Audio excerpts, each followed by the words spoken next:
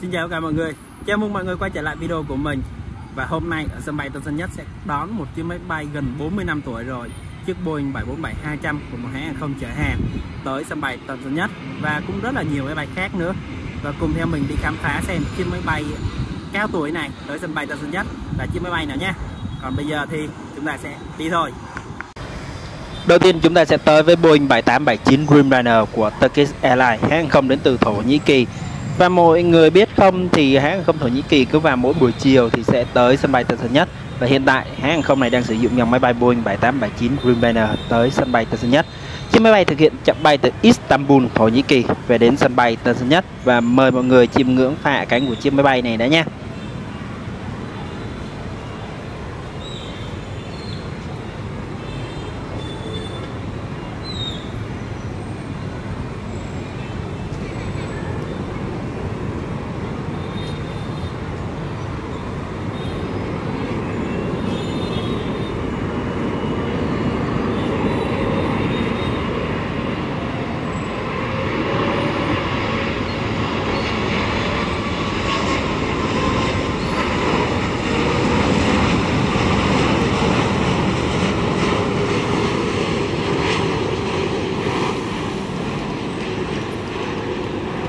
Và mọi người có biết không, Istanbul là một thành phố lớn của Thổ Nhĩ Kỳ. Và Thổ Nhĩ Kỳ á, thủ đô của nó là Ankara nha mọi người, nên thế là mọi người đừng nhầm lẫn nhé. Và ngay sau khi chiếc Boeing 7879 Dreamliner này hạ cánh xuống đường băng 25 phải á, thì chúng ta sẽ quay trở lại với đường băng 25 trái, nơi một chiếc máy bay khác cũng đang chuẩn bị cất cánh, chiếc Airbus A350-900 của Singapore Airlines. Singapore Airlines nó cũng là một hãng hàng không đứng thứ nhất, thứ nhì trên thế giới luôn mọi người. Theo bảng xếp hạng của Skytrax thì hãng hàng không này hiện tại đang xếp sau Qatar Airways thôi. Nhưng mà đây là một hãng hàng không chuẩn 5 sao với rất là nhiều chất lượng dịch vụ và được đánh giá rất là cao. Chặng bay từ sân bay Changi, Singapore về đến sân bay Tân Sơn Nhất cũng như là Đà Nẵng, Hà Nội cũng rất là hãng hàng không này sử dụng những dòng máy bay rất là hiện đại của mình. Và hãng hàng không này thì đây là một trong những hãng hàng không mà được rất là nhiều cái chứng nhận từ 5 sao này, sản phẩm dịch vụ trên máy bay và nhân viên này, và các anh chị tiếp viên cũng được đánh giá rất là tốt luôn mọi người. Và mọi người đã đi Singapore Airlines rồi thì chắc chắn sẽ rất là ấn tượng với hãng hàng không này đúng không? Từ dịch vụ trên máy bay, nhân viên thân thiện và nói chung mọi thứ đều tốt trừ giá vé. Giá vé của Singapore Airlines mình đánh giá rất hơi mắc nha mọi người đúng không? Ai đi rồi chắc cũng thấy nó mắc đúng không? Còn bây giờ thì chúng ta sẽ quay trở lại đường băng 25 phải đã, nơi chiếc Airbus A330-300 của Vietjet Air, chiếc máy bay đang thực hiện chặng bay từ Úc về đến sân bay Tân Sơn Nhất. Và bây giờ đã gần 5 giờ chiều rồi, nên thì điều kiện thời tiết cũng đang bắt đầu tối lại dần rồi. Và mời mọi người chiêm ngưỡng pha hạ cánh của chiếc Airbus A330-300 này nha.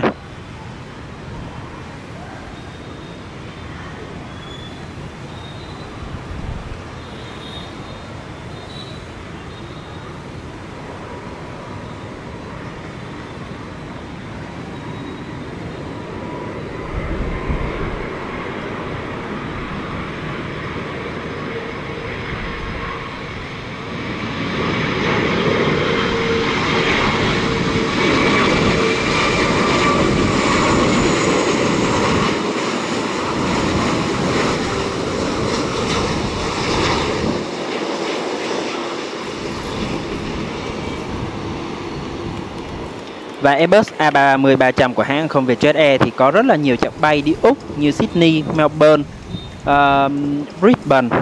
Đó là những cái chặng bay chủ lực của hãng hàng không Vietjet Air tới nước Úc. Và mọi người thấy không, điều kiện thời tiết tại đường băng nó có mưa nhỏ tại sân đó, nên thế là khi mà máy bay hạ cánh nó hám tốc á, nó thổi nước rất là đẹp luôn đúng không mọi người. Còn quay trở lại với đường băng 25 trái, nơi chúng ta có Singapore Airlines, chiếc máy bay được lệnh tiến lên đường băng 25 trái và sẽ phải dừng chờ ở đây một chút để chờ một chiếc máy bay khác về hạ cánh. Và hôm nay chiếc máy bay này đã xin đài kiểm soát không lưu là dừng chờ một xíu để họ kiểm tra một vài thông số kỹ thuật gì đó trước khi cất cánh. Đây cũng là một trong những tiêu chuẩn an toàn đó mọi người. Khi mà đảm bảo 100% chiếc máy bay ổn định thì mới được lệnh cất cánh thôi. Còn phải có gì mà nghi ngờ hay là những thông số không ổn định thì họ sẽ phải kiểm tra rất là kỹ trên hệ thống bảng điều khiển đã. Sau đó thì họ mới quyết định là có thể cất cánh được hay không. Đây cũng là một trong những điều khá là bình thường mọi người. Nhưng mà ai mà đi ngắm máy bay nhiều thì sẽ thấy cảnh này thường xuyên luôn đó mọi người. khi mà các máy bay sẽ phải dừng chờ tại sân đỗ rất là lâu để họ phi công có thể kiểm tra máy bay cũng rất là lâu luôn mọi người, để đảm bảo 100% khi máy bay an toàn thì mới được cất cánh. Còn quay trở lại đường băng 25 phải, nơi chúng ta có ATR72500 của Vasco. Hãng hàng không này thực hiện chặng bay từ sân bay Côn Đảo về đến sân bay Tân Sơn Nhất, và hãng hàng không này là hãng hàng không duy nhất đang kết nối giữa thành phố Hồ Chí Minh và Côn Đảo.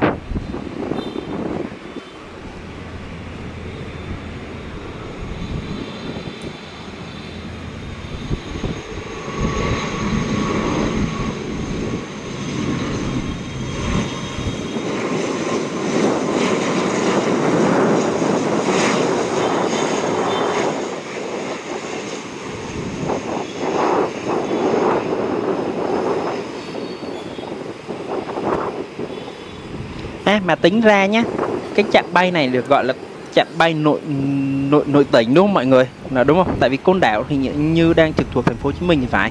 Nên thế đây là một chặng bay nội tỉnh, cũng khá là thú vị đúng không? Và bây giờ thì chúng ta sẽ tới với đường băng 25 trái. Chiếc Airbus A350-900 của Singapore Airlines đã được lệnh cất cánh rời khỏi sân bay Tân Sơn Nhất hướng về sân bay Changi, Singapore.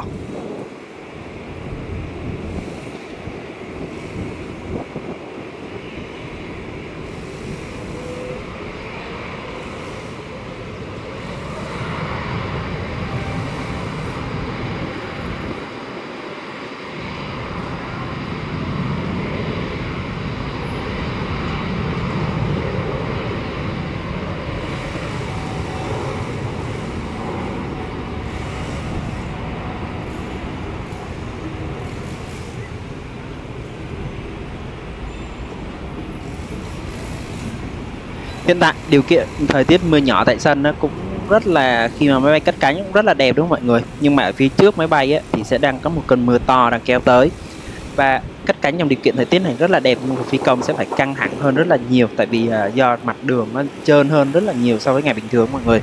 Còn quay trở lại đường băng 25 trái, chúng ta đang có một chiếc Airbus A321 của Bamboo Airways, và hiện tại thì Bamboo Airways cũng đang có một đội bay cơ bản của mình với các dòng máy bay Airbus và Boeing, hoành tráng đâu, mà Boeing 737 thôi. Và hiện tại thì Bamboo Airways mới thay đổi một người mới, có tân chủ tịch Bùi Quang Dũng, ông mới thay đổi thay cho Lê Thái Sâm mọi người. Hy vọng sắp tới đây thì hãng hàng không Bamboo Airways sẽ bắt đầu ngày càng tiến xa hơn nữa và lấy lại cái phong độ ngày xưa của mình đúng không? Bamboo Airways thời xưa phong độ rất là tốt luôn đúng không? Còn bây giờ thì chúng ta sẽ tới với khu vực đường băng 25 phải đã, nơi một chiếc máy bay khác đang bước vào hạ cánh. Chiếc máy bay đang bước vào hạ cánh là Airbus A350-900 của China Airlines. Chiếc máy bay này sẽ thực hiện chặng bay từ sân bay Đào Viên, Đài Loan về đến sân bay Tân Sơn Nhất. Mời mọi người chiêm ngưỡng phá hạ cánh của chiếc máy bay này.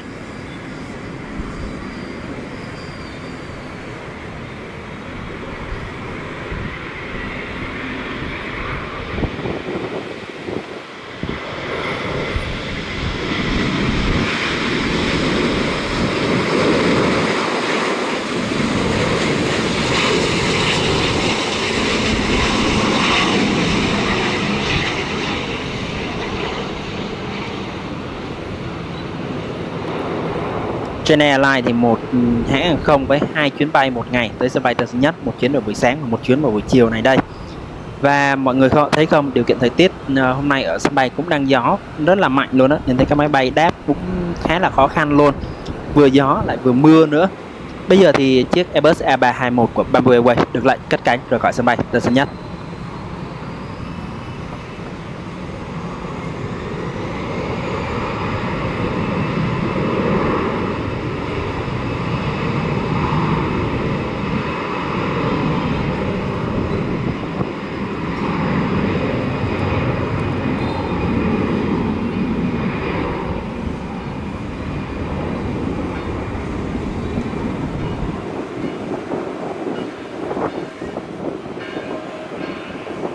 Ngay sau khi chiếc Airbus A321 của Bamboo Airways cất cánh rời khỏi sân bay Tân Sơn Nhất thì chúng ta sẽ quay trở lại ngay phía sau thôi.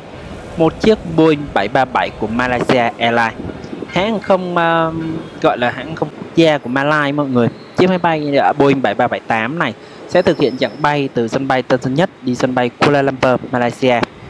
Và mọi người lưu ý nhé, là khi mà mọi người nhập cảnh Malaysia thì phải điền trước cái tờ khai nhập cảnh. Đây là quy định bắt buộc nha mọi người.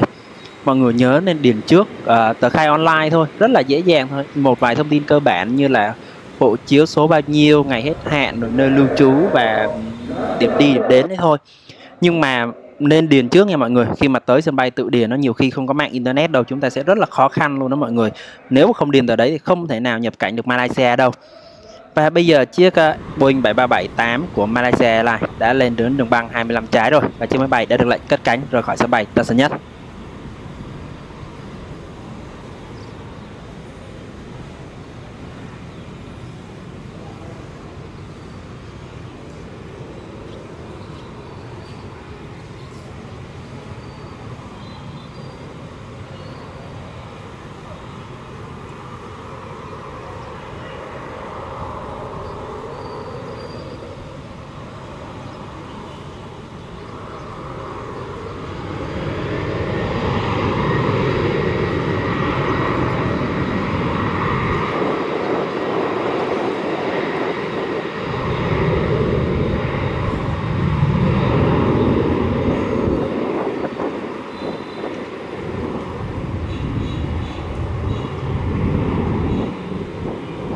Ngay sau khi chiếc Boeing 737 của Malaysia Airlines cất cánh rời khỏi sân bay Tân Sơn Nhất thì chúng ta sẽ tới một nhân vật rất là đặc biệt ngày hôm nay.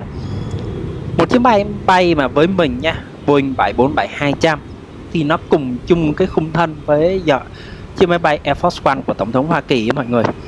Chiếc Boeing 747-200 này là một trong những chiếc máy bay tuổi đời khá là cao rồi. Chiếc máy bay này được 38,4 năm tuổi. Và mọi người biết không, chiếc máy bay này từ ngày đầu tiên đó, là nó là một máy bay chở khách. Và chiếc máy bay này phục vụ của All Nippon Airways, một hãng hàng không đến từ Nhật Bản. Và đến năm 2001 đó, thì All Nippon Airways chuyển đổi chiếc máy bay này từ chở khách qua chở hàng. Và sau một thời gian long đong lận đận nào đấy thì nó chuyển qua với một hãng hàng không của Pakistan. Và đến năm 2013-2016 thì chuyển về cho Flypro. Đấy, nói chung là đời của nó cũng long đong lận đận phết đấy mọi người. Và chiếc máy bay này là một chiếc máy bay cũng tuổi đời rất là cao rồi, mọi người thấy không? Tuổi đời mà từ 38-40 năm là cũng một máy bay cũng rất là cao tuổi rồi đấy. Và một điều khá là thú vị là chiếc máy bay này vẫn còn bay rất là tốt luôn, và bay trong đội bay của Flypro, nghe cũng thấy là hoành tráng rồi. Nhưng mà trước tiên mời mọi người chiêm ngưỡng phá cánh của chiếc máy bay này đã nha. Một chiếc máy bay siêu hiếm luôn đó mọi người.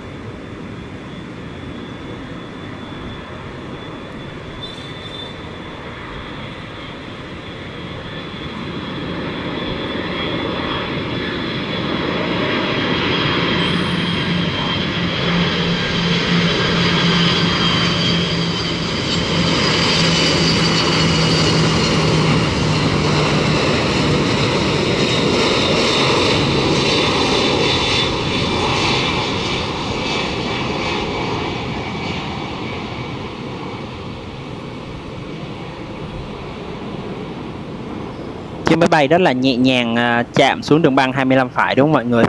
Và mọi người biết không, chiếc máy bay này thì đã 38 năm tuổi rồi. Điều đáng chú ý nhất là mặc dù đã rất là lớn tuổi so với tiêu chuẩn của hàng không rồi, nhưng mà chiếc máy bay vẫn đang hoạt động rất là tích cực nha, trong vai trò vận chuyển hàng hóa cho Flyro. Dữ liệu theo dõi chuyến bay gần đây là vào đầu tháng 11 năm 2025 thì cho thấy là một lịch trình vận tải rất là bận rộn luôn nha mọi người.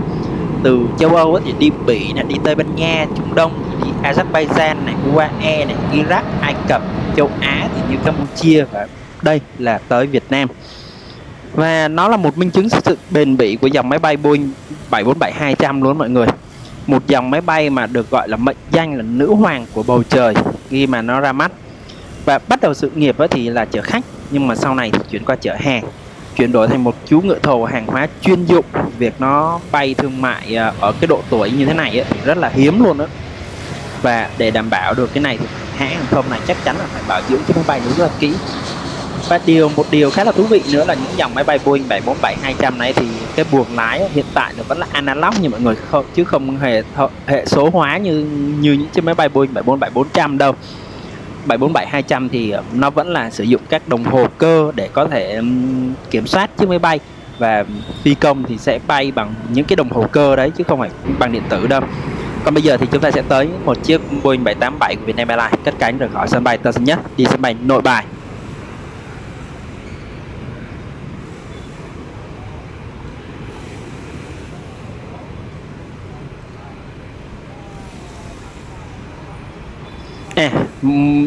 Thêm thông tin là chiếc Boeing 747 này, khi mà video này lên sóng là chiếc máy bay đã cất cánh rời khỏi sân bay Tân Sơn Nhất rồi nha. Chiếc máy bay cất cánh vào lúc 6 giờ sáng mọi người. Còn đây là một chiếc máy bay Boeing 737, cũng là máy bay chở hàng đây mọi người. Chiếc máy bay này là một chiếc máy bay cũng được hoán cải từ chở khách qua chở hàng của một hãng hàng không Trung Quốc gọi là Taijin Air Cargo gì đó. Và mọi người thấy không, cái đuôi lửa nhìn rất là đẹp đúng không mọi người, con chim rất là đẹp luôn á. Và chiếc máy bay này được lệnh tiến lên đường băng 25 trái và sẽ dừng chờ một xíu để có thể được đài kiểm soát không lưu sân bay Tân Sơn Nhất cho phép cất cánh rời khỏi sân bay Tân Sơn Nhất. Và chiếc máy bay này cũng thường xuyên tới sân bay Tân Sơn Nhất lắm. Còn bây giờ thì chiếc máy bay đã được lệnh cất cánh rời khỏi sân bay Tân Sơn Nhất. Mời mọi người chiêm ngưỡng pha cất cánh của chiếc máy bay này nha.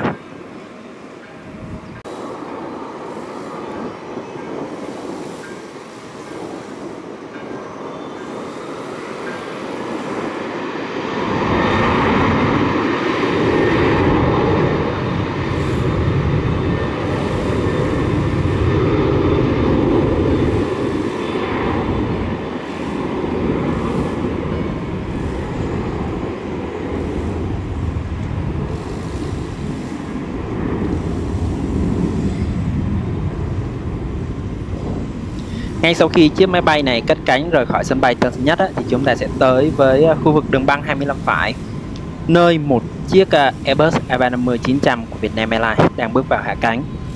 Và một điều mọi người cũng rất nên tự hào đó là Việt Nam chúng ta là một trong hai cái hãng hàng không được đưa vào sử dụng dòng máy bay Airbus A350-900 lần gọi là đầu tiên trên thế giới luôn mọi người. Sau Qatar Airways thì Vietnam Airlines là hãng hàng không thứ hai sử dụng dòng máy bay Airbus A350-900 từ ngày nó ra mắt luôn đó. Và sau này thì các hãng hàng không khác cũng mới sử dụng. Mọi người được nghĩ giống như là Air France hay là các hãng hàng không khác có ở châu Âu là họ sử dụng trước đâu nhá. Không, Vietnam Airlines chúng ta là một trong hai hãng hàng không đầu tiên sử dụng dòng máy bay này á. Rất là tự hào đúng không? Và mời mọi người chiêm ngưỡng pha hạ cánh của Airbus A350-900 của Vietnam Airlines.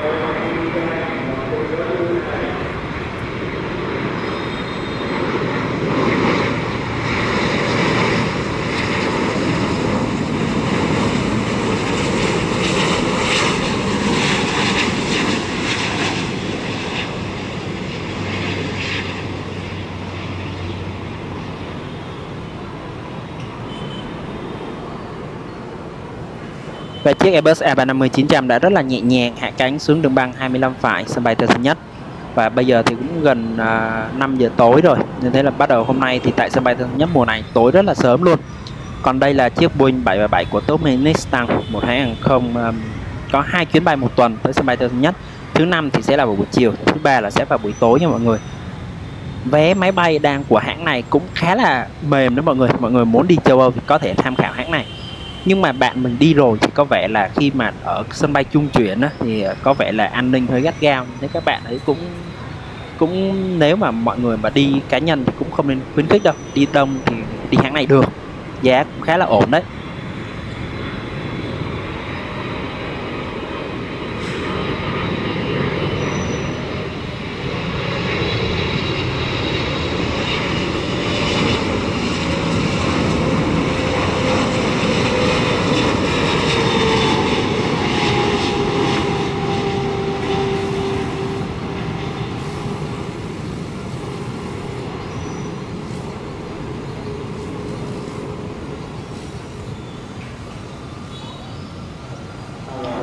Ngay sau khi chiếc Boeing 737 hạ cánh xuống đường băng 25 phải, mọi người thấy không, Boeing 737 nó rất là đẹp đúng không? Ngôn ngữ thiết kế của Boeing cũng rất là đẹp luôn á. Và mình đang ấp ủ làm một cái podcast về nhà máy sản xuất Boeing này mọi người, từ ngày ra đời cho nó như thế nào. Và hy vọng mọi người sẽ ủng hộ nhé.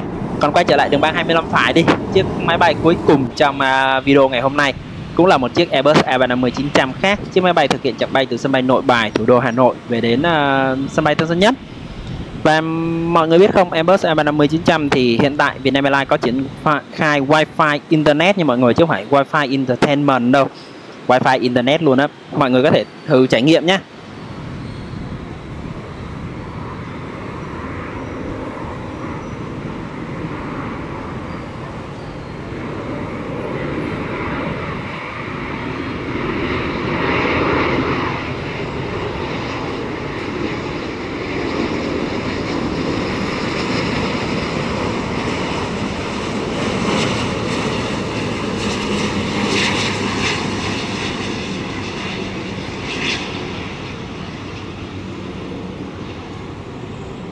Và video hôm nay đến đây là kết thúc rồi. Cũng cảm ơn mọi người đã quan tâm theo dõi, động viên. Mọi góp ý mọi người nhớ để lại dưới phần bình luận cho mình biết với nha. Còn bây giờ, xin chào và hẹn gặp lại.